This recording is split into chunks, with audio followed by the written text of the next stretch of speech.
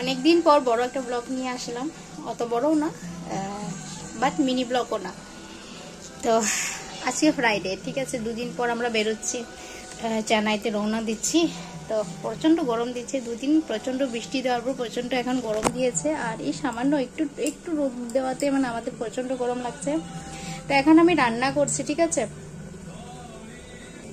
তো এই যে এখন সয়াবিন এগুলো ফ্রাই করে রেখেছি, আর এখানে দেখো কিছু ভাজি ভেজে রেখে দিয়েছি, আর এখানে ডাল হচ্ছে, আর আমি এদিকে রেডি করছি বাকি সবজি, মানে যেগুলো বানিয়েছি, যেগুলো মানে আমি রেডি করে রেখেছি সেগুলো বানানোর জন্য।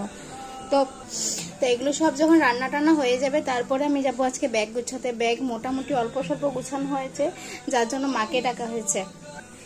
তো মা এসেছে আমার বাড়িতে, তো মা থাকাতে এখন আমার অনেকটা হেল্প হবে। আমি খুব জলদি জলদি প্যাকিংগুলো করতে পারবো, মোনা খাওয়াগুলো রেডি করতে পারবো। তো সেগুলোই করবো ভেবেছি আজকে, রান্নাটা জলদি করে। স্টুডিওতে যে মেয়েটা থাকে, মানে ওটাও 3 দিন 4 দিনের জন্য অফ নিয়েছে আমার থেকে, বাড়ি যাবে, তার জন্য বিকেলে স্টুডিওটা আমারই খুলতে হবে।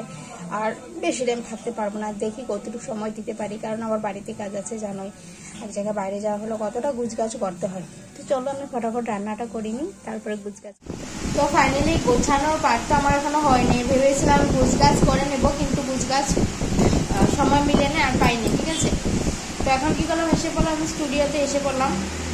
আর এখানে আজকে যে স্টুডিওতে থাকবার আবার স্টাফ, যে ও 4 দিনের জন্য অফ নিয়েছে ওর বাড়িতে যাওয়ার জন্য। তো 4 দিনও আসবো না, যার জন্য 4 দিন আমাকে জলদি এসে মানে দোকানটা খুলতে হবে। তো আমি অলরেডি স্টুডিওতে এসে গেছি, এসে বসে আছি এখানে, আর সন্ধান তো দিয়ে দিলাম।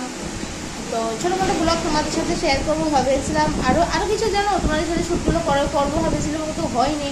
আর এত প্রচণ্ড গরম দিয়েছে, এই গরমে আমি কি মানে ভিডিও বানাবো আর কি ব্লগ করবো কি না, কিছু মাথায় ঘুরতেছিল না।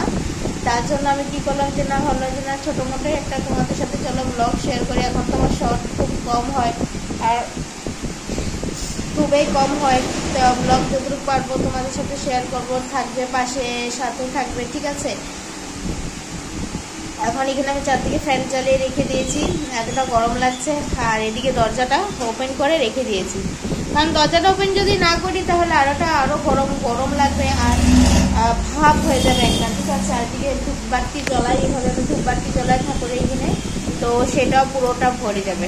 তো আমার এই ছোটো ব্লগটা দেখবে তোমরা, কমেন্ট সেকশনে কমেন্ট করে জানাবে, ঠিক আছে, কেমন লেগেছে। আজকে ফটো করেছি একটু, আর রোজ আমি এইভাবে একটু ফটো করবো তোমাদের সাথে। তোমরা সাথে থাকবে, পাশে থাকবে, যারা সাবস্ক্রাইব করে সাবস্ক্রাইব নিশ্চয় করবে, ঠিক আছে। বাই।